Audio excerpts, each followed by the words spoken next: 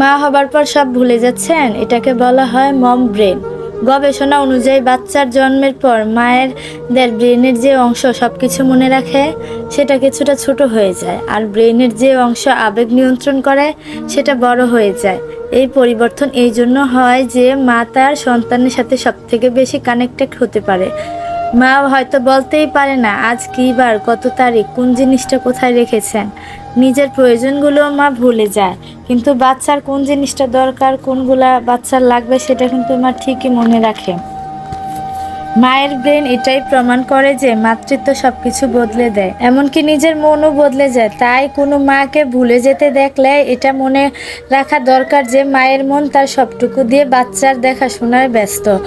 বাচ্চার জন্মের পর আপনারও মম ব্রেন এর অভিজ্ঞতা হয়েছে, কমেন্টে জানাবেন। আর এই ভিডিওটি ভালো লাগলে অবশ্যই লাইক, কমেন্ট, শেয়ার করবেন। মা হবার পর সব